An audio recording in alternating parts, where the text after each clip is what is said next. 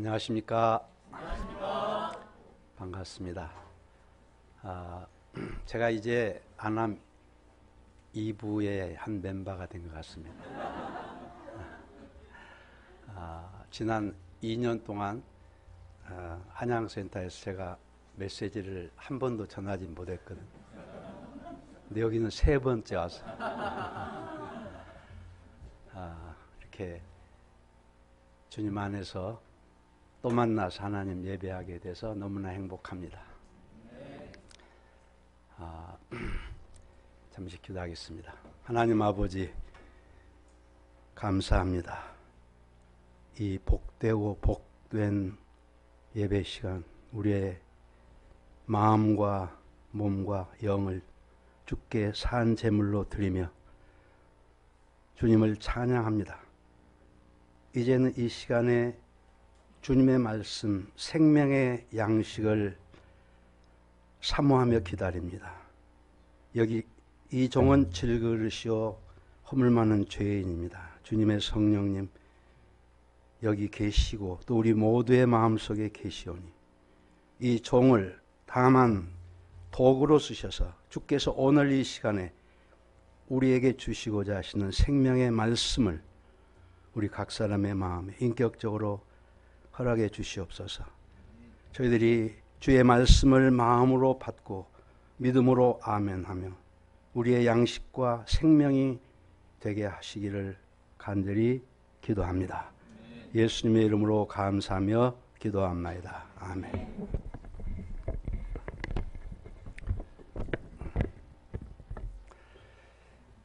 아마도 여러분 중 대부분은 창세기의 내용을 외울 만큼 여러 번 창세기를 공부하셨을 것입니다.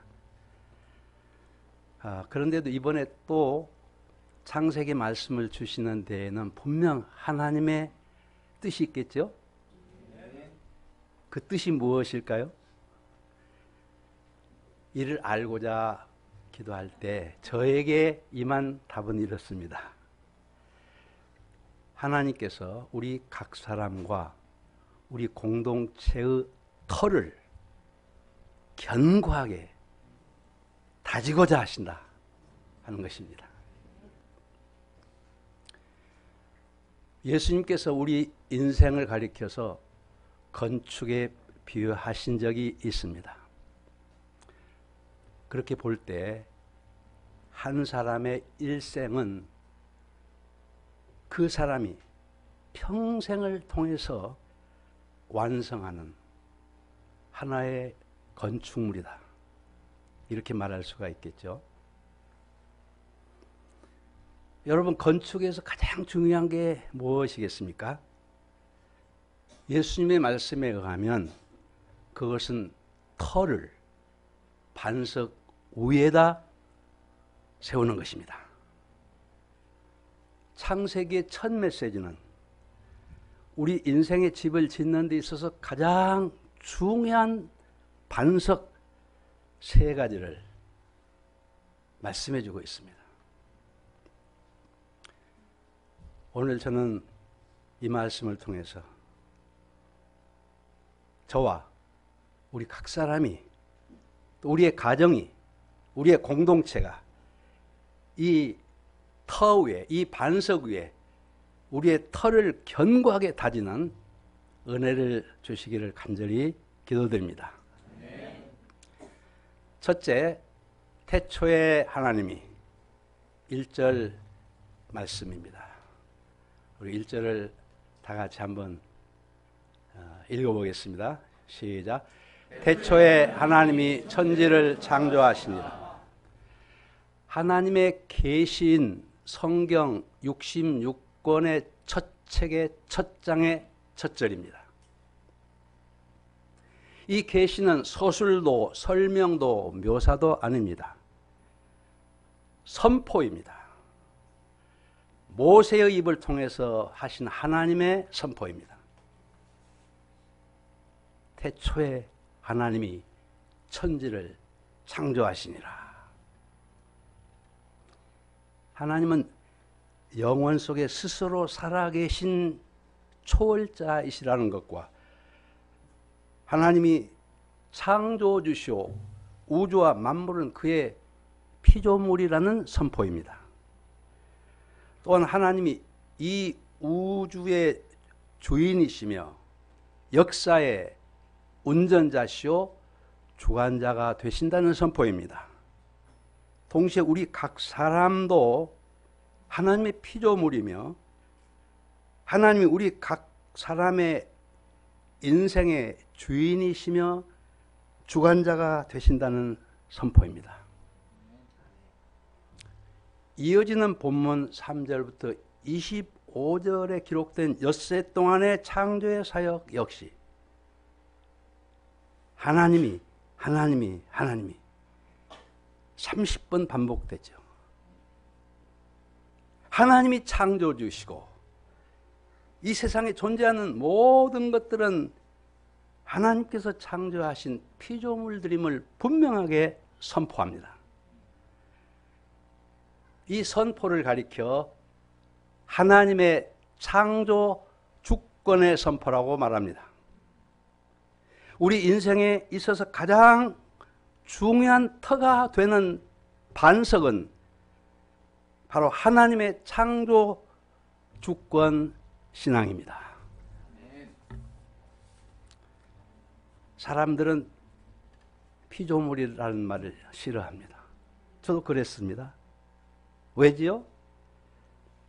자기가 주인이 되어서 자기 마음대로 살고자 하기 때문입니다. 그래서 내 인생은 내 거야. Don't touch me. Let it be. 하며 삽니다. 스스로를 지성인이라고 생각하는 사람일수록 더욱 그렇습니다. 그러나 여러분, 사람이 하나님의 창조 주권을 인정하지 않을 때 어떻게 되죠? 교만에 빠져 살거나 아니면 염세주의, 허무주의에 빠져 살거나 극도의 불안 가운데 살 수밖에 없습니다. 근대 사상의 출발이 된 19세기 독일의 철학자 포에르바하의 사상, 여러 가지로 말할 수 있지만 아주 간단히 말하면 그 핵심은 내가 너의 왕이다 하는 것입니다. 다시 말하면 창조 주권의 부정입니다. 그의 사상에 가장 큰 영향을 받은 사람이 청년 마르크스였습니다. 내가 나의 왕이다 라는 생각, 그 하나님의 창조 주권을 인정하지 않는 것이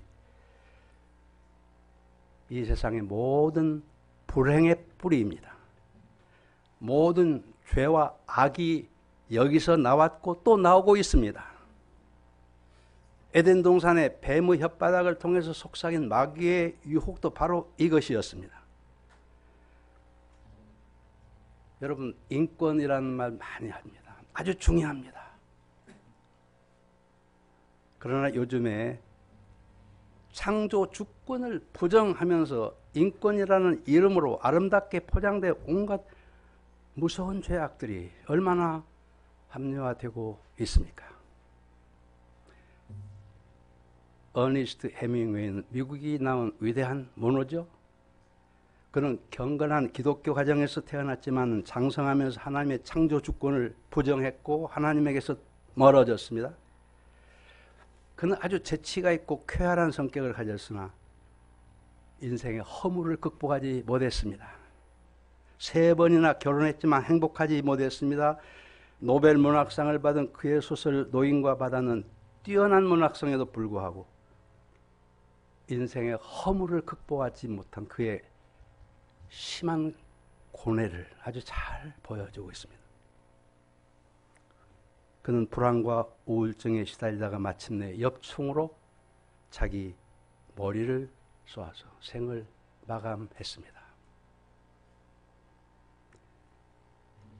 위대한 철학자들 중에 하나님의 창조 주권을 거부한 사람들의 공통점은 허무주의, 염세주의 혹은 교만이었습니다. 염세주의 철학자 쇼펜하우는 이발사에게 면도를 맡기지를 못했다. 동맥을 한번 그으면 가죠. 불이 날까봐 2층에서 잠을 자지 못했다고 합니다. 잠잘 때는 실탄을 넣은 권총을 침대 옆에 항상 두고 잤다고 합니다.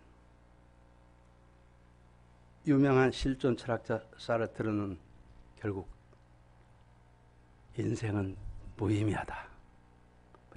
위대한 철학자지만 사상의 핵심을 본 거예요. 신은 죽었다고 큰 소리를 쳤던 니체는 정신병원에서 생을 마감했습니다. 반면에 12살에 유클리드 기하학, 16살에 원추곡선 실론을 발표해서 현대 수학과 과학의 전환점을 가져온 파스칼은 프랑스가 나오는 위대한 천재 수학자요, 과학자요, 철학자였습니다. 그러니 얼마나 자부심이 강했겠어요. 그는 하늘을 찌르는 교만과 성적인 방탕에 젖어서 살다가 31살 때 극적으로 하나님을 만나게 됐습니다. 그 후 그는 8년밖에 더 살지 못했지만 그 8년 동안 모든 학문 활동을 접고 하나님이 없는 인간의 비참함에 대해서, 그리고 하나님을 만난 자의 축복에 대해서 많은 묵상을 했어요. 기독교사의 불후의 명작이 된 방세를 냈습니다. 진리에 대한 그의 깊은 묵상에는 누구도 흉내낼 수 없는 심오함이 있습니다. 그는 방세에서 유명한 말을 했죠. 인간은 하나의 갈대에 불과하다. 겸손함이 문신보다 나죠. 이에 덧붙였습니다. 그러나 생각하는 갈대다. 오늘의 인본주의, 다원주의, 물질만능주의, 상대주의 사상이 온 세상을 뒤덮고 이런 사조 가운데서 사람들은 하나님을 외면하고 열심히 살지만 근본적으로 불안과 두려움과 허무에서 벗어나지 못합니다. 예수님을 만나기 전에 제가 그러했습니다. 그러나 하나님의 창조 주권 신앙을 갖고 믿음으로 사는 사람은 나의 생명, 나의 장래, 가족의 생명과 장래, 내가 섬기는 복음 역사, 조국과 민족의 장래, 세계 역사의 미래가 근본적으로는 하나님의 손에 달렸다는 것을 실제로 믿고 실제로 믿기 때문에 믿음으로 항상 평화롭게 살 수 있습니다. 자기가 부름받은 곳에서 믿음의 사람으로서 영향력을 끼치며 변화를 일으키는 삶을 삽니다. 이 혼돈의 시대에 캠퍼스 영혼들은 겉은 멀쩡하지만 실제로는 영혼의 곤고함과 허무와 외로움에 얼마나 고통하고 있습니까? 우리가 겉모습에 속아서는 안 됩니다. 오늘날 무한 경쟁은 경쟁의 시간적 길이만을 뜻하지 않고 경쟁 상대의 공간도 무한합니다. 직장이 없는 사람은 직장을 얻기 위해서 무한 경쟁을 해야 되고, 직장을 가진 사람은 경쟁에서 살아남기 위해서 밤하늘에 별 한 번 쳐다볼 여유 없이 피곤한 삶을 살 수밖에 없습니다. 내가 누구며 어디서 와서 어디로 가는지, 왜 사는지, 인생의 근본 문제에 대해서 고민할 틈도 없이 살다가 어느 날 갑자기 60을 향해 달려가고 있는 자신을 발견합니다. 열심히 살았는데, 정말 열심히 살았는데 남은 게 뭔가? 깊은 허무감에 빠집니다. 파스칼이 이런 고백도 했다고 합니다. 모든 인간의 마음속에는 하나님께서 만들어 놓으신 공백이 있다. 이것은 다른 어떤 것으로도 채워질 수 없고 오직 인간을 창조하신 하나님에 의해서만 채워질 수 있다. 하나님이 없는 모든 인간의 마음속에는 폭격 맞은 것 같은 큰 구멍이 있습니다. 그러므로 우리는 학생들이나 동료 직장인들을 정말 긍휼의 눈으로, 주님의 눈으로 바라볼 수 있어야 합니다. 그 어느 때보다도 분명한 창조주권 신앙을 가진 성경 선생과 목자가 필요한 시대입니다. 우리가 바로 그들입니다. 우리가 바로 그들입니다. 둘째, 하나님이 이르시되 그대로 되니라. 땅이 혼돈하고 공허하며 흑암의 깊음에 있고 하나님의 영은 수면 위에 운행하시더라. 맨 처음 창조된 땅은 산과 육지, 바다의 경계도 없고 아무런 생명체도 없고 거대하게만 한 물질의 집합체였습니다. 표면은 온통 깊은 물로 덮여 있었고 위로 칠흑 같은 어둠이 있었습니다. 혼돈하고 공허하고 흑암의 깊음에 있는 그 땅에서 하나님께서 무엇을 하고 계셨습니까? 하나님의 영, 곧 성령님께서 물 위를 운행하고 계셨습니다. 운행하다는 포옹하다, 품다는 뜻입니다.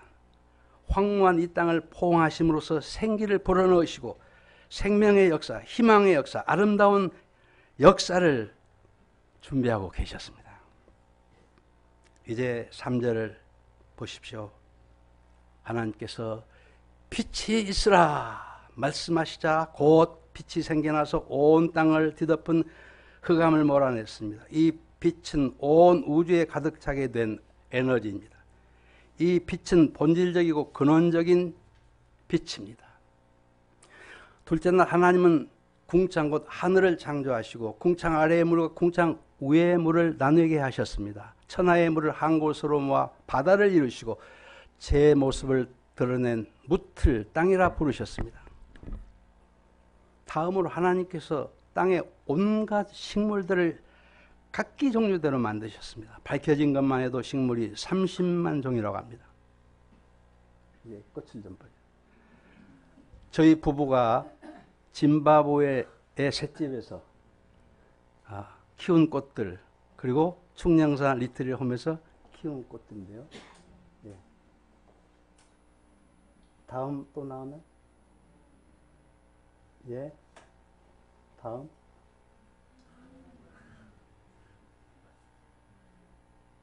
다 됐나요?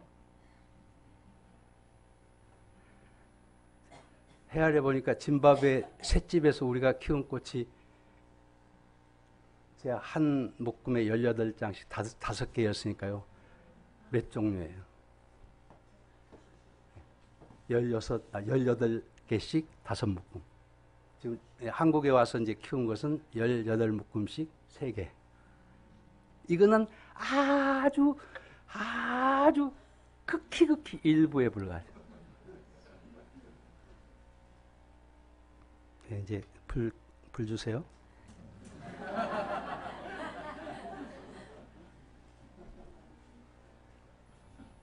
그 모양과 색깔이 얼마나 다양하고 아름답습니까?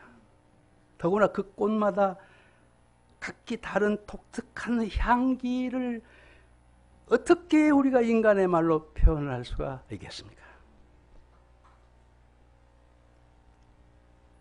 하나님이 이런 분이십니다. 그래서 예수님도 마태복음 6장 29절에서 말씀하시기를 솔로몬의 모든 영광으로도 입은 그것이 이 꽃 하나만 못하느니라 그 말씀하셨죠.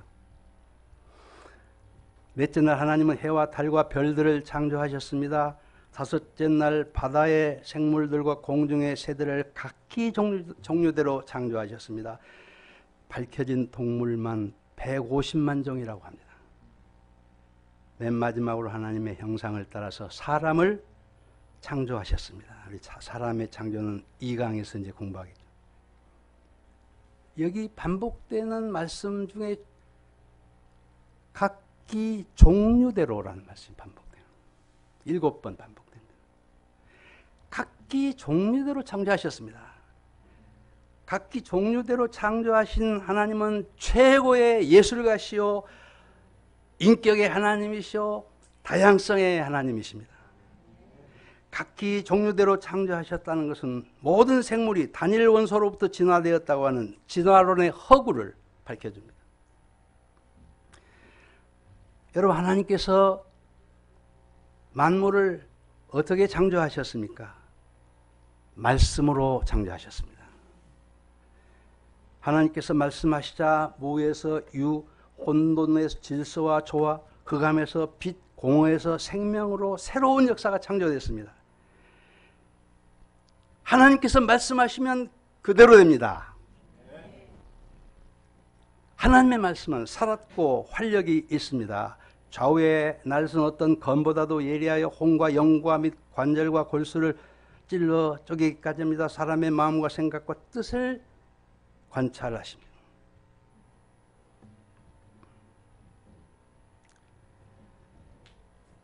하나님의 말씀에 대한 믿음과 경외심과 순종의 중요성은 아무리 강조해도 지나치지 않습니다. 우리 공동체의 조상들은 사도행전의 사도들처럼 하나님의 말씀을 들으면 가슴이 뛰었습니다. 하나님의 말씀을 대할 때 가슴이 뛰게 되면은 그 말씀에 순종할 수가 있습니다. 그래서 어디든지 가고 무엇이든지 순종할 수가 있었습니다. 말씀을 경외했고 말씀 앞에서 단순하고 순수했습니다. 심령이 가난했습니다. 이것이 하나님께서 축복하실 수 있는 꽃들이었습니다. 여러분, 하나님의 말씀을 듣거나 말씀을 읽을 때 가슴이 뛰죠. 예. 우리가 도저히 소망이 안 보일 때 거듭남의 놀라운 기적을 체험하게 된 것은 마음이 가난했고 두렵고 떨림으로 하나님의 말씀을 경외했기 때문입니다. 베드로전서 1장 23절과 같이 우리가 거듭난 것이 말씀에 씨로 된 것입니다. 만일 하나님의 말씀 앞에서 가슴이 뛰지 않는 분이 혹 있다면 위기입니다. 무릎 꿇고 주여 저의 무뎌진 이 마음을 회개합니다. 저의 가슴에 말씀 앞에서 뛰게 하여 주옵소서.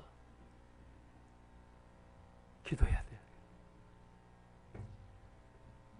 그리고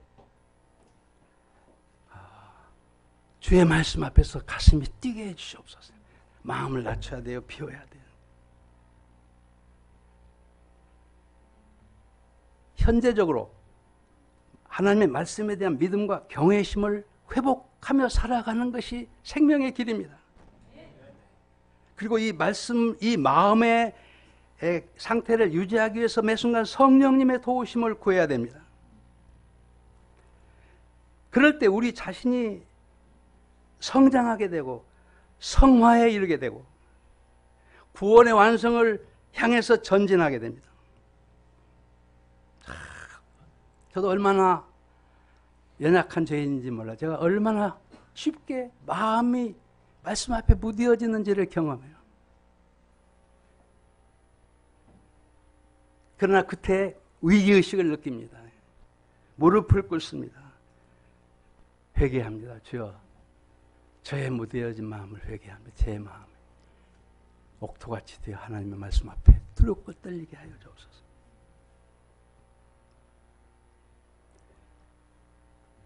올해 하나님께서 우리에게 방향으로 주신 말씀이 저희가 다 하나가 되게 하옵소서였죠. 이후에 요한일서 말씀을 반복해서 지난주까지 주셨는데 하나님은 사랑이시다. 우리가 서로 사랑하자.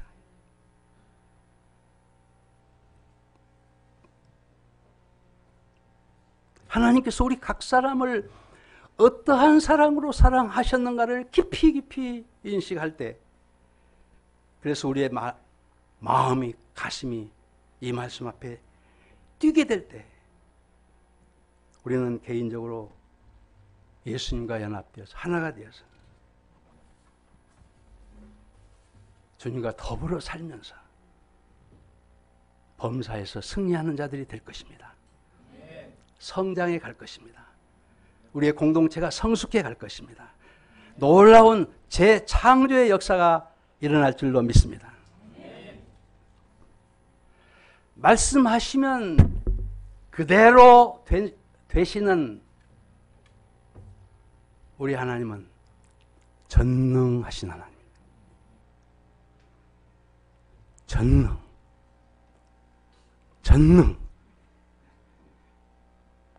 전능하신 하나님께서 우리가 상상할 수 없이 크고 뜨거운 공인 태양을 우주 공간에 매달아 놓으셨습니다. 우리가 살고 있는 지구와 수많은 별들이 교통사고 한 건 없이 자기 궤도를 돌게 하십니다. 전능하신 하나님은 하늘을 뼘으로 재시고 땅의 티끌을 되로 담아보시고 담으실 수 있고 열방의 나라들을 한 방울의 물처럼 여기십니다. 무신론자요, 냉소적 회의론자요, 미국의 유명한 저널리스트였던 리스트로벨이라는 사람이 하나님을 만나서 변화됐습니다. 그래서 오늘날 믿는 사람들의 기도를 들으시고 행하신 하나님의 기적들의 사례들을 모아가지고 굉장히 두꺼운 기적인가 우연인가라는 책을 냈습니다. 살아계신 하나님, 전능하신 창조주 하나님은 오늘날에도 기적을 행하십니다. 이 하나님이 우리의 참 아버지이십니다. 보호자이십니다. 목자이십니다. 인도자이십니다. 이 하나님이 우리의 백그라운드이십니다. 이 하나님을 아버지로 모신 사람은 장래를 두려워하지 않습니다. 자녀들의 장래를 염려하지 않습니다. 질병을 두려워하지 않습니다. 그 무엇에도 두려워하지 않습니다.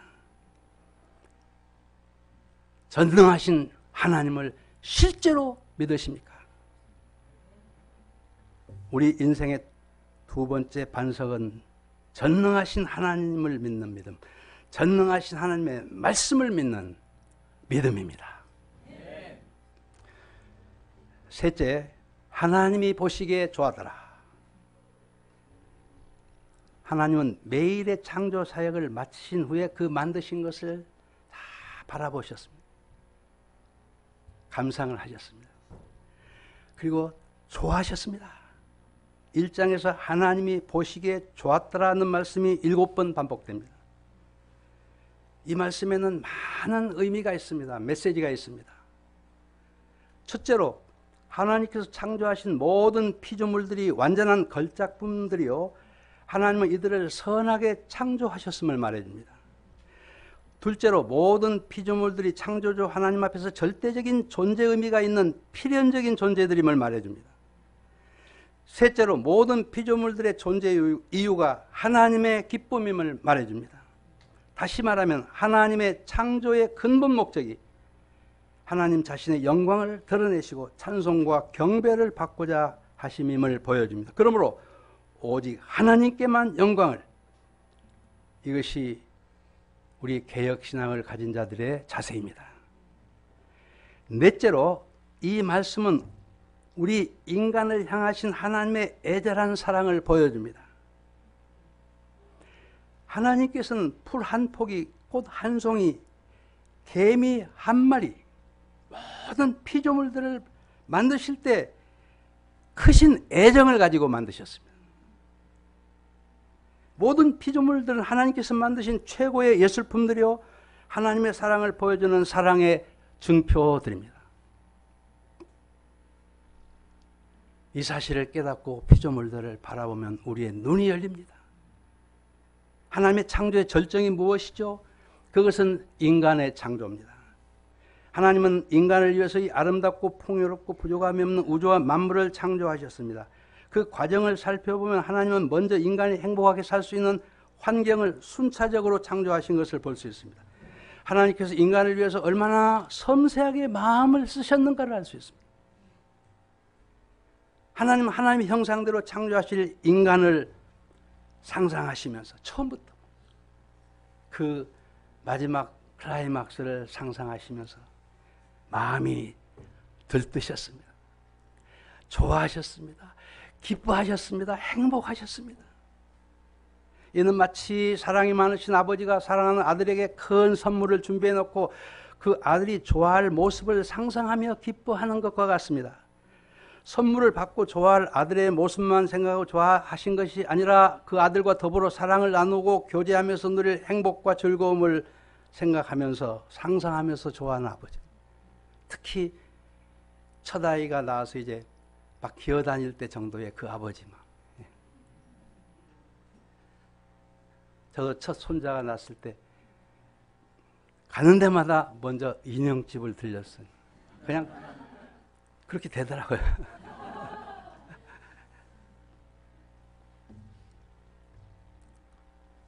창세기 1장은 첫 절에서부터 우리를 향하신 하나님의 애틋한 사랑과 기쁨이 잘 나타나 있습니다. 하나님은 죄를 짓고 영원한 죽음에 떨어진 우리 인생들을 위해서 창조 때의 그 사랑으로 독생자 예수님을 이 땅에 보내셨습니다. 우리 인생의 세 번째 반석은 하나님의 절대적인 사랑을 믿는 믿음입니다. 우리가 하나님의 사랑을 알며 날아갈수록 말씀을 읽을 때, 기도를 할 때, 혹은 모든 상황 가운데서 하나님과 긴밀한, 아주 친밀한 교제를 가질 수가 있습니다.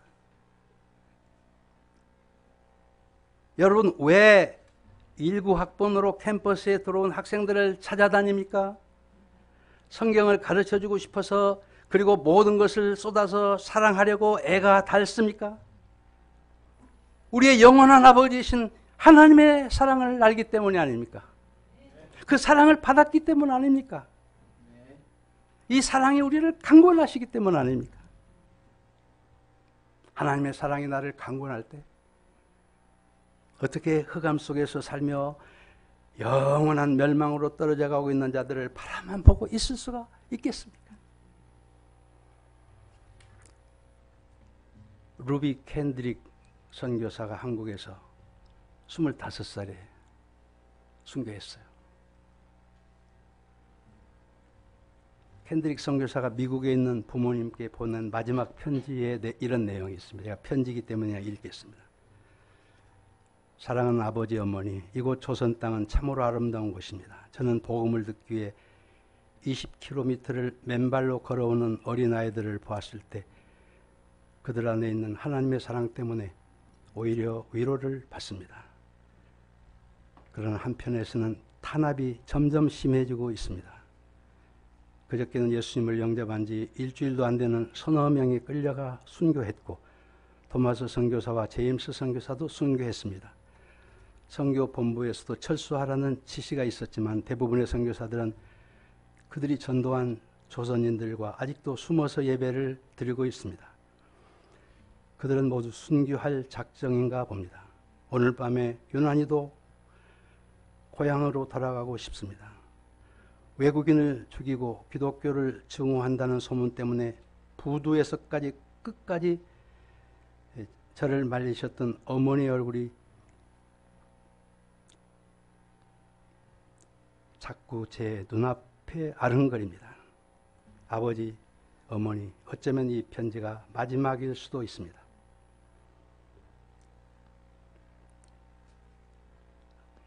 저는 이 땅에 저의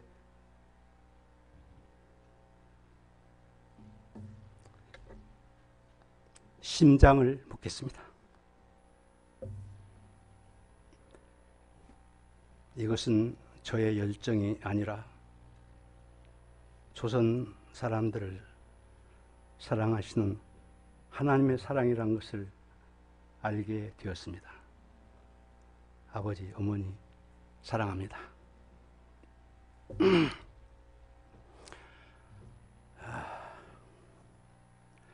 양화진에 그녀의 무덤이 있습니다. 그녀의 묘비에는 이런 사랑 고백이 새겨져 있습니다.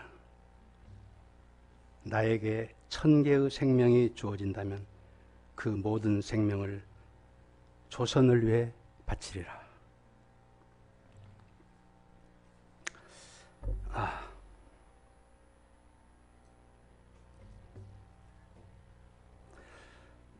양화진에 가면 하나님의 사랑에 붙들려서 한국 땅에 자신의 생명을 심은 선교사들이 묻혀 있습니다. 무려 555명입니다.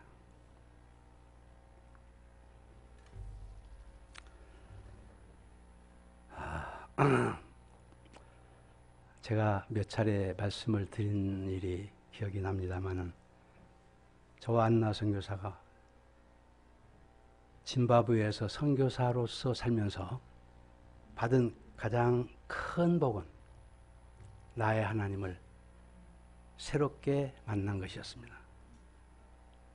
성육신하신 하나님, 긍휼의 하나님, 우리 가슴에 하나님의 무한한 긍휼과 사랑을 부어주셨습니다. 우리는 하나님의 측량할 수 없는 긍휼과 사랑 안에서 하나님과 친밀한 교제를 할 수가 있었고, 그 사랑에 강권되어서 짐바브웨와 학생들을 사랑할 수가 있었습니다.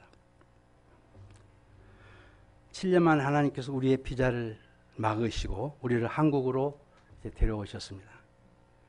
하나님 우리에게 경기도 수동 충령산 자락에 작은 집을 주셨고, 우리는 이 집을 우리 선교사님들과 목자님들을 위한 리트릿 홈으로 만들었습니다. 지난해 3월 중순에 문을 열었는데 연말까지 71명의 하나님의 사람들의 방문을 받았습니다. 저와 안나 선교사는 직접 시장을 봐다가 이 모든 분들이 드실 음식을 만들어 함께 먹고 함께 말씀을 나누고 함께 기도함으로써 우리 리트릿 홈을 방문한 모든 분들을 섬길 수가 있었습니다. 우리는 하나님께서 우리를 향해서 베풀어 주신 그 사랑에, 정말 그 사랑 때문에, 그 사랑에 강권돼서 우리에게 허락하신 모든 것들을 이 리트릿 홈을 통해서 하나님의 사람들에게 베풀고 나누면서 행복하게 살고 있지만, 하나님이 내게 베푼 사랑에 10,000분의 1도 못 된다고 생각됩니다. 올해부터는 리트릿 홈 사역과 함께 선교사 계속 교육 책임을 맡아서 섬기게 됐습니다. 저희를 위해서 계속 기도를 부탁드립니다. 올해 100세가 되신 크리스천 철학자 교수님이 계셔요. 여러분 다 아실 거예요. 제가 대학 다닐 때도 그분의 책을 읽은 만큼 아주 오래된 분인데, 작년에 올해 100세가 됐고 작년에 책을 하나 냈는데, 이 책에서 처음부터 끝까지 내용의 반복이 있더라고요. 나는 행복했습니다. 왜냐하면 이웃에게 사랑을 베풀면서 살려고 애를 써왔기 때문입니다. 여러분들도 행복하십시오. 행복론의, 그분의 행복론의 메시지예요. 창세기 1장 1절로 돌아가서 우리 한번 암송할까요? 시작. 태초에 하나님이 천지를 창조하시니라. 신앙생활을 한다 하면서도 실제로는 하나님의 창조주권 신앙의 반석 위에 인생의 틀을 확고하게 놓지 못하고 살 때, 우리는 원치 않게 우상 숭배자가 됩니다. 자기 생명과 가족의 생명을 움켜쥘 수밖에 없고 불안과 교만과 허무에서 벗어날 수 없습니다. 우상 숭배자는 안 되더라도 능력 있는 삶을 살 수 없습니다. 우리 각자가 창조 주권 신앙의 반석 위에 인생의 터를 견고하게 놓아야겠습니다. 동시에 전능하신 하나님, 사랑의 하나님을 믿는 믿음의 반석 위에 인생의 터를 굳게 해야겠습니다. 그럴 때 하나님께서 우리의 삶을 선명하게 해주시고 모든 불안과 두려움을 물리치고 능력 있는 삶을 살게 하실 줄로 믿습니다. 모든 것이 모든 것의 근원이신 하나님께로부터 나옵니다. 아멘. 기도하겠습니다. 하나님 아버지, 사랑합니다. 감사합니다. 찬송과 경배를 올립니다. 우리로 하여금 하나님의 창조주권 신앙 위에 인생의 터를 견고하게 세울 수 있도록 도와주시옵고, 전능하신 하나님, 사랑의 아버지 하나님을 믿는 실제적인 믿음 위에 우리의 인생의 터를 놓음으로써 참으로 복되고 복된 주의 자녀들로 살아갈 수 있도록 우리 모두를, 각 사람을 축복하여 주시옵소서. 예수님의 이름으로 감사하며 기도합니다. 아멘.